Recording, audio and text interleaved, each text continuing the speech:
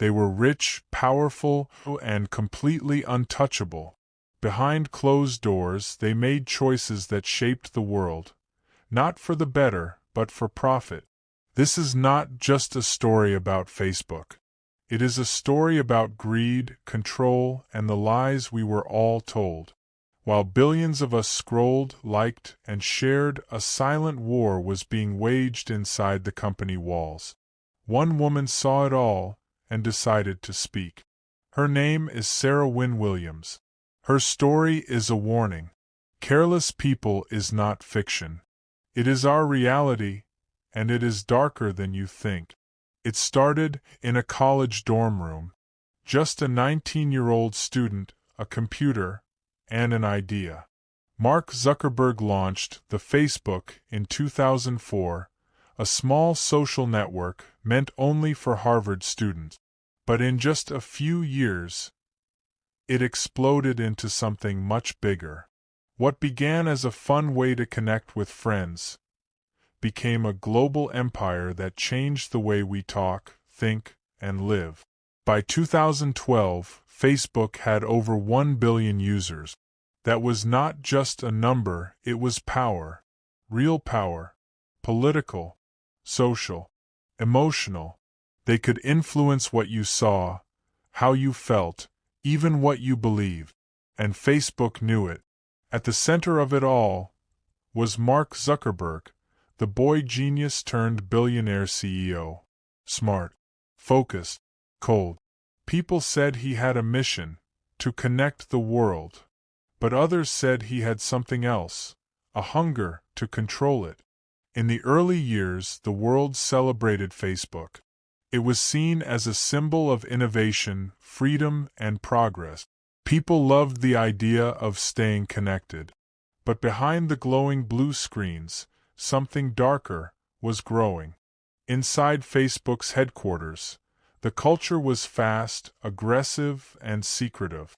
Employees were told to move fast and break things. Growth was the goal, and nothing, not even ethics, could get in the way. In public, Mark Zuckerberg smiled for cameras, gave speeches about building community. But behind closed doors, Facebook was making decisions that would shape elections, fuel hatred, and ignore the damage it left behind. By 2015, Facebook was no longer just a social network. It was a superpower, with more reach than any news network, more users than any country, and more control over speech than most governments. But very few people knew what was really going on inside. That is where Sarah Wynn-Williams comes in. She joined Facebook in 2011 as Director of Public Policy for Australia and New Zealand. Over time, she rose through the ranks and saw firsthand how decisions were made. She believed in Facebook's mission. At first, she thought she could help make a difference. But what she found was far from the dream. Behind the scenes, she witnessed how Facebook responded to growing crises, not with care, but with silence, not with responsibility, but with denial. It was not just about business anymore. It was about cover-ups, excuses, and unchecked power. Sarah was not just another employee. She was trusted, respected, deeply involved in the company's global decisions. She sat in meetings where leaders chose profits over people, where safety warnings were ignored, and where truth was twisted to protect the brand. As the years passed, the problems inside Facebook kept growing, but no one was willing to speak out. The culture was built on loyalty, secrecy, and fear. People were paid well to stay quiet, and those who asked too many questions simply disappeared.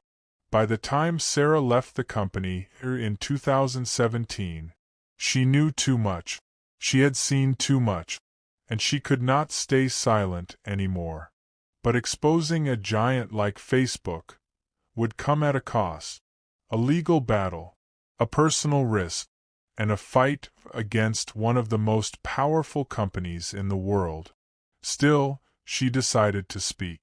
And in doing so, she gave the world a chilling look inside the heart of a company that changed everything and cared for nothing. This was only the beginning. She was not a whistleblower. Not at first. Sarah Wynn-Williams joined Facebook in 2011. Full of hope, she believed, truly believed, that technology could be a force for good. That Facebook could help people, connect communities, support democracy. She was smart, soft-spoken, fiercely thoughtful, a policy expert who understood the balance between freedom and responsibility. And Facebook, they wanted people like her. Sarah started her journey in Australia as Director of Public Policy. She dealt with governments, regulators, journalists. Her job? To protect Facebook's image, while keeping operations smooth. It sounded simple, but behind the scenes, the pressure was immense. The company was growing fast. Every week brought a new crisis. Fake news, data breaches, hate speech. But instead of addressing the problems, leadership downplayed them, covered them, denied them. And Sarah, she began to see the cracks. In meetings, when concerns were raised, they were dismissed. When employees warned about harm to users, especially in vulnerable countries, the response was always the same. Let it grow first. We'll fix it later. She watched this pattern again and again. Country after country. Crisis after crisis. Behind every decision, there was one question that always came first. Will this hurt engagement? Not. Will this hurt people? That moment hit her hard. She realized Facebook was not protecting democracy. It was using it. Sarah's role expanded. She now worked closely with global teams, seeing the same behavior repeated like clockwork. Political interference, election manipulation, violent content going viral in conflict zones. Facebook knew. They had the data. They had the warnings. But they chose to look away. In 2016, during the U.S. presidential election, the problem exploded. Russian influence, fake pages, misinformation. It all happened right on Facebook's platform. And yet, Facebook's response was slow, calculated, distant. Sarah was there.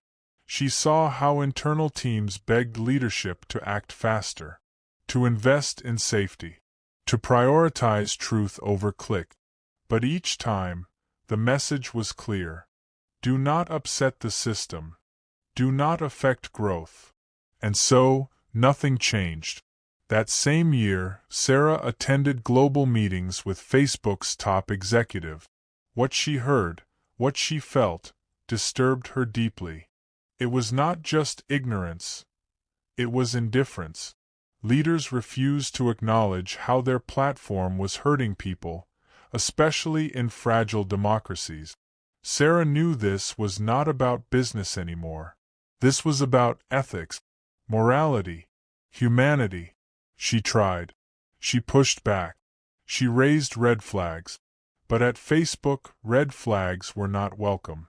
By 2017, Sarah could not look the other way anymore. She was exhausted, angry, disillusioned. This was not the company she had joined. The ideals were gone. What remained was a machine. One that ran on algorithms, data, and silence. She made the hardest decision of her life. She left. But leaving Facebook did not mean leaving the truth behind. Sarah began to gather her thoughts, her memories, her experiences. She spoke to others, people who had seen the same things, felt the same fear, asked the same questions.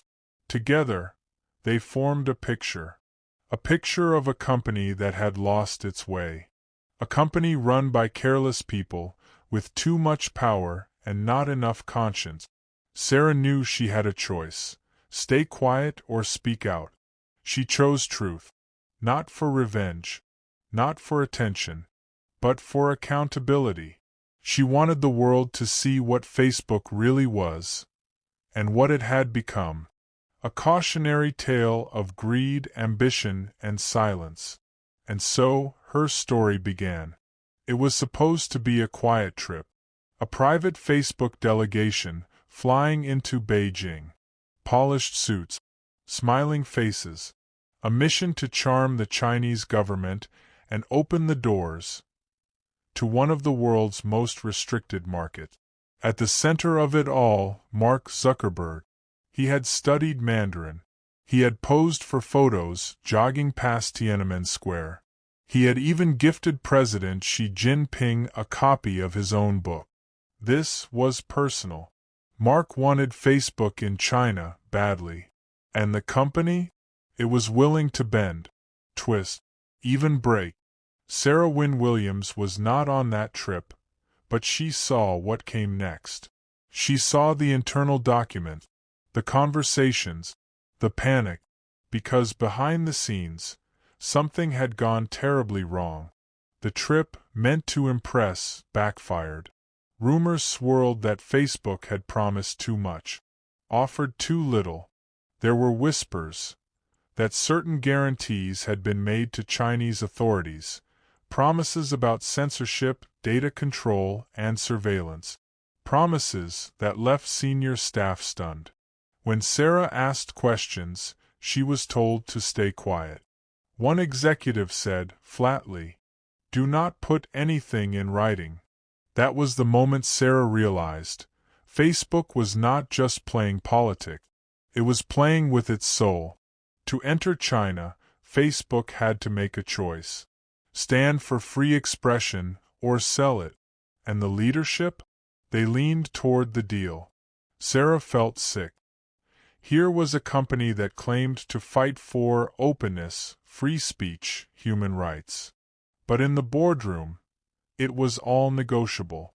In exchange for access to China's 1.4 billion people, Facebook considered building a custom platform, one where the Chinese government could filter posts, track users, and block unwanted content in real time.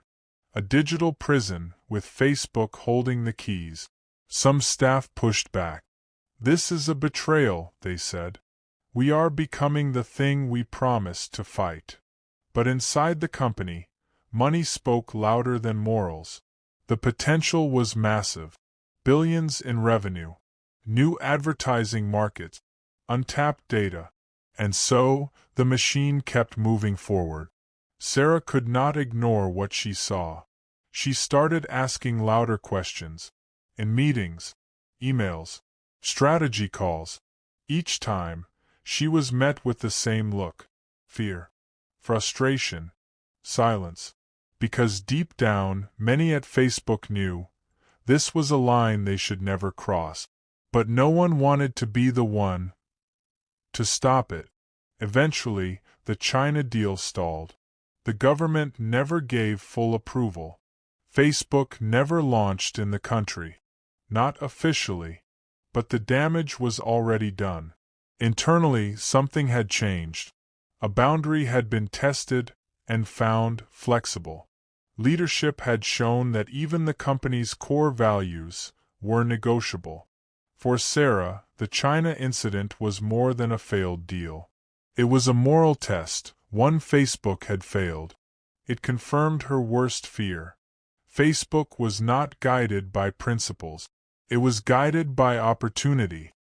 And if the right opportunity came, it would trade freedom for access, ethics for engagement, truth for territory. That realization haunted her. Because if Facebook was willing to bend for China, what else would it compromise on? The answer was coming, and it would shake the entire world. At first, it was just whispers, strange posts, angry comments, hateful memes, all in Burmese. No one at Facebook headquarters seemed to notice, and those who did barely understood what they were looking at. But on the ground in Myanmar a storm was brewing. It was 2017. Tensions between the Rohingya, a Muslim minority, and the Buddhist majority had been rising for years. But now, something was different. Online, the hate was exploding. Messages spread like wildfire. They are not human. Burn their villages. Protect our land from these animals.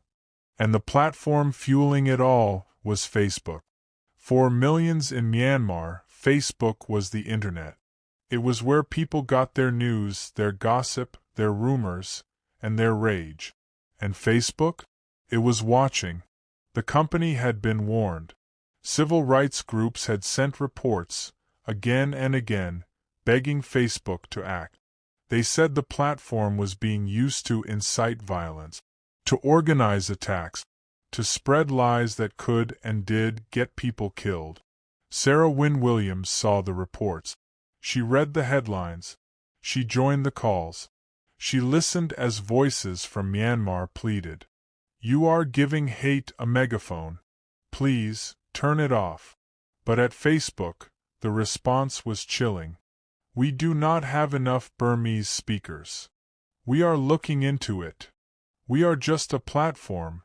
The excuses echoed, hollow and cold. Inside the company, some tried to raise alarms. Engineers, policy staff, human rights advisors. But the system was broken. Facebook's moderators? Overworked, undertrained, completely overwhelmed. Its algorithms? Amplifying whatever got the most clicks, even if it was a lie, even if it led to murder. And the leadership? Silent. Sarah could not believe it. This was not a small glitch. This was a humanitarian disaster, playing out on Facebook's watch. Then came the genocide. Over 700,000 Rohingya were forced to flee. Villages were burned. Thousands were killed. Women assaulted. Children executed. And through it all, Facebook remained neutral. No apologies. No shutdown. Just vague statements about investigations and learning from mistakes. But the truth was clear. Facebook had been warned. It had the power to stop the spread of hate. And it chose to do nothing. Sarah was devastated. She had once believed Facebook was building a better world. But now she saw the cost. Real lives. Real blood. Real consequences. When the United Nations released its report, it called Facebook's role in Myanmar a determining factor in the level of violence. A determining factor. Not just a bystander, but a player. For Sarah, this was the breaking point.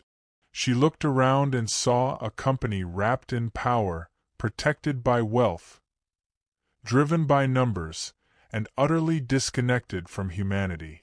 She asked herself the question that would haunt her for years. How did we let it get this far? The Myanmar crisis was not just about one country. It was not just about Facebook's failure. It was about a system, a machine, that valued engagement more than human life. And once that line had been crossed, there was no going back. From the outside, Facebook looked like paradise. Glass towers, free food, nap pods, ping-pong tables.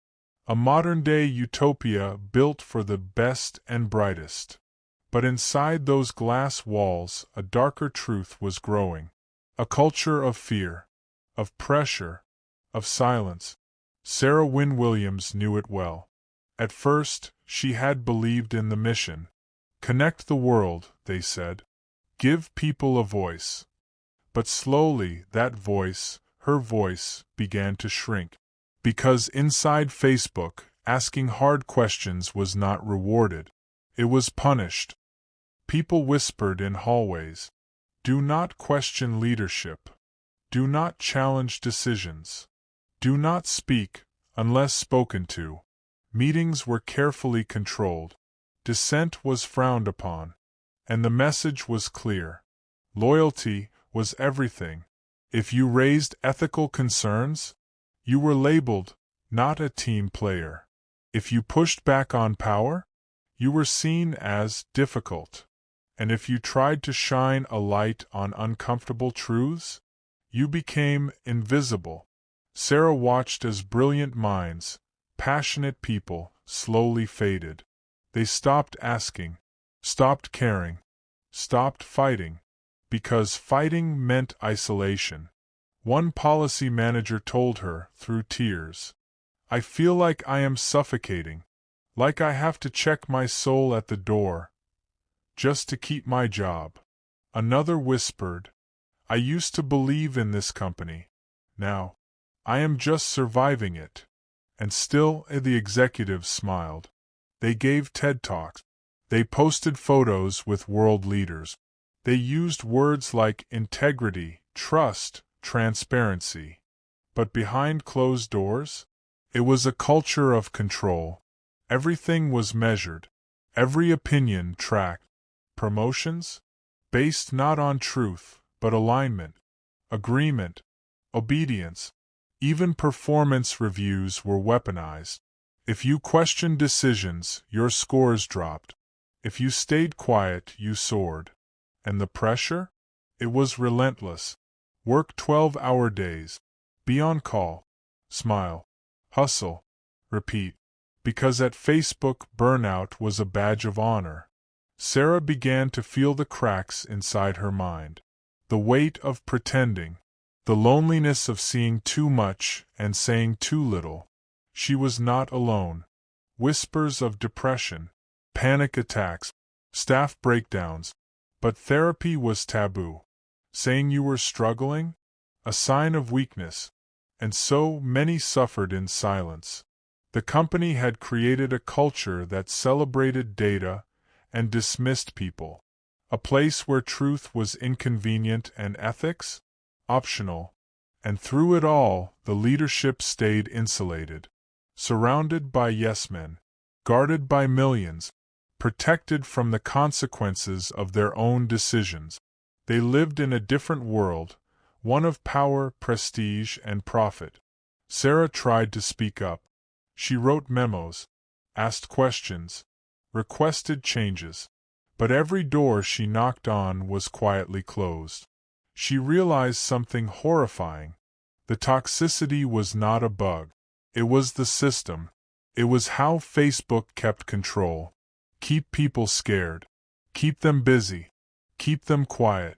And if they burn out, replace them. There was always another eager recruit waiting in the wings. For Sarah, it became unbearable. She looked at the company she had once loved and saw a machine. A machine built on power, greed, and silence. A machine that rewarded obedience and punished truth. And she knew, if she stayed any longer, she would lose herself. So she did the unthinkable. She walked away, not just from a job, but from an empire. In 2018, a bomb dropped, not with fire, not with smoke, but with a whisper that turned into a roar. Cambridge Analytica. 2 words that would shatter Facebook's image forever. At first, no one really understood. Another data leak? Another privacy breach? But this time, it was different. This time, the world discovered a truth so big, so disturbing, it could not be ignored. It started quietly. A whistleblower, a British journalist, a hidden story. And then, boom. Facebook had allowed a political data firm to harvest the personal information of over 87 million users without their consent. Names, birthdays, likes, locations, friend networks, all scooped up, all sold, all used to manipulate elections. And Facebook? They knew. They knew about it years earlier, and did almost nothing to stop it. Why? Because the truth was inconvenient. And the profits? Too good to risk. Sarah Wynn-Williams sat in horror as the headlines broke. She had heard the whispers before. She had seen the cracks in the system. But now the whole world could see it too. This was not just about privacy. It was about power. Cambridge Analytica used that data to create psychological profiles. They studied fear, anger, prejudice. Then they built ads, sharp as knives, aimed straight at the minds of millions. Make America great again. Take back control. Targeted lies, micromanipulations, political warfare, all fueled by your data. And Facebook? It made it all possible. The company had built the weapon. Cambridge Analytica just pulled the trigger. Congress demanded answers. Mark Zuckerberg sat before lawmakers in a crisp suit, blinking behind his glasses, delivering rehearsed lines. We made mistakes. We're taking it seriously. We're committed to doing better. But the truth was undeniable. Facebook had become a tool of manipulation. A platform that once promised connection had been used to divide. And not just in America. Brexit, Philippines, Kenya, Myanmar, India. Country after country, same pattern. Data stolen. Minds swayed. Democracies shaken. Sarah watched from a distance, heartbroken.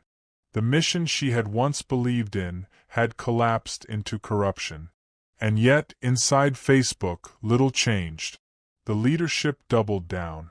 The PR machine spun faster. Engineers were told to focus on innovation. No soul-searching. No real reform. Because underneath the apologies, there was something more dangerous. Denial. They refused to admit the system was broken. Because fixing it would mean tearing it all down. For Sarah, this was the moment the world finally saw behind the curtain. The likes, the shares, the filters, the friends. It all seemed innocent. But behind the screen was an empire of control. And Cambridge Analytica was not the exception. It was the inevitable result of a company that never asked if it should, only if it could. The damage was done. Trust was shattered. Investigations launched. Stocks tumbled. But for Sarah, the real tragedy was not the headlines. It was the silence before them. The missed warnings. The ignored voices. The years of looking the other way. She had once thought Facebook could change the world. Now she wondered if it had already destroyed it. For years, Sarah Wynn-Williams stayed quiet. She watched. She waited. She hoped things would change. But inside her, something was breaking. Her conscience, her voice, her sense of right and wrong. She could no longer pretend. Not when the world was unraveling. Not when truth was being buried under profit. Not when the company she once loved had become a symbol of everything she feared. And so, she did the unthinkable. She spoke out. In a world where silence was rewarded, speaking up took courage. Real courage. Sarah was no longer inside Facebook. But she carried its weight, its secrets, its damage. And finally, she was ready to say what no one else would. She began writing, talking, testifying, not for revenge, not for attention, but for truth. The system is broken. The culture is toxic. Power is crushing the people who built this place. Her words were raw, honest, human. And suddenly, something started to shift. Others began to speak too. Former engineers, policy staff, moderators, lawyers. Voices that had been silent for years now rose like thunder. I saw hate speech allowed to spread unchecked. I was told not to raise concerns. I left because I could not sleep at night. Each voice, a crack in the armor. Each story, a mirror to the public. This was not a few bad decisions.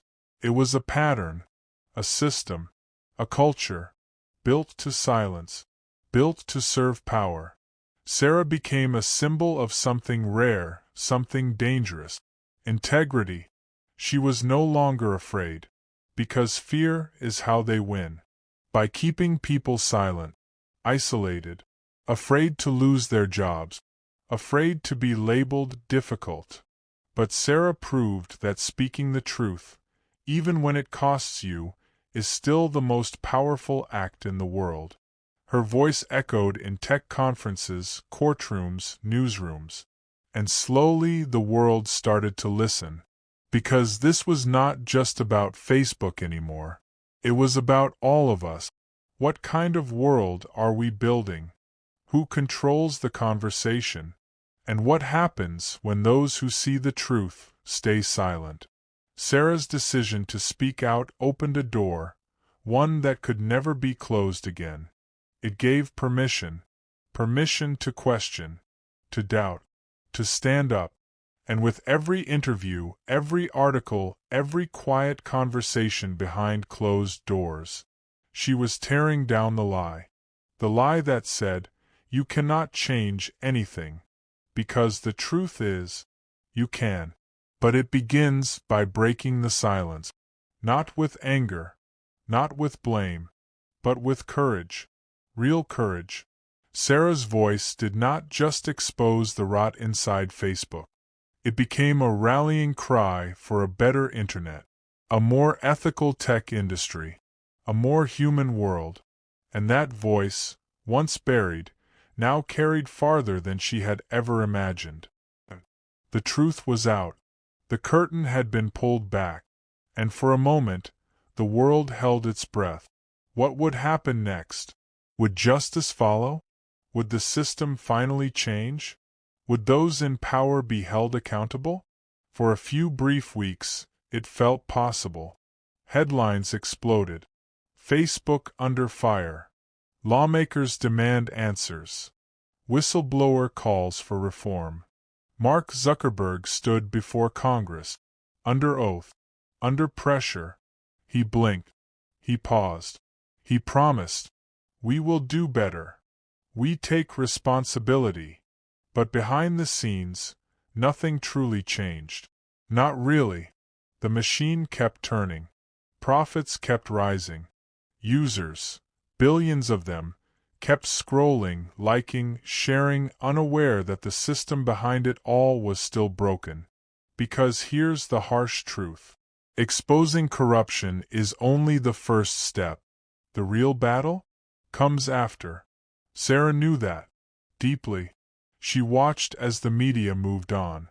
As the world's attention drifted elsewhere. As powerful men returned to their comfortable silence.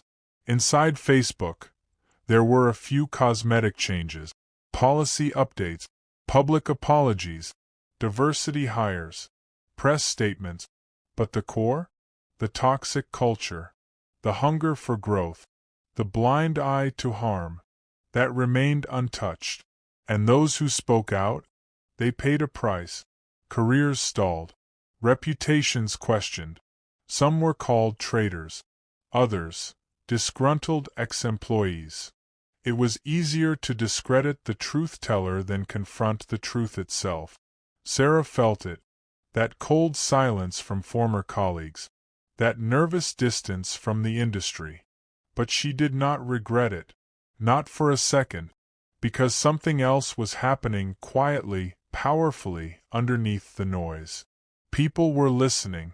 Young engineers, future founders, students, workers inside other tech giants. They heard her story, and it changed them. Some walked away from companies that crossed the line. Others built new platforms, with ethics at the center. For every door that closed on Sarah, another one opened for someone else to do the right thing. This was the beginning of a shift, a moral awakening, a reminder that technology is not neutral. It reflects the values of those who build it and those who lead it. Sarah's voice did not just break the silence. It planted seeds, seeds of doubt, seeds of conscience, seeds of resistance. The aftermath was not clean. It was not heroic. It was not easy, but it was real. Because when you speak the truth in a world built on lies, the first thing that breaks is not the system. It is the illusion. And once illusions break, they never come back the same. So what happens after the truth comes out?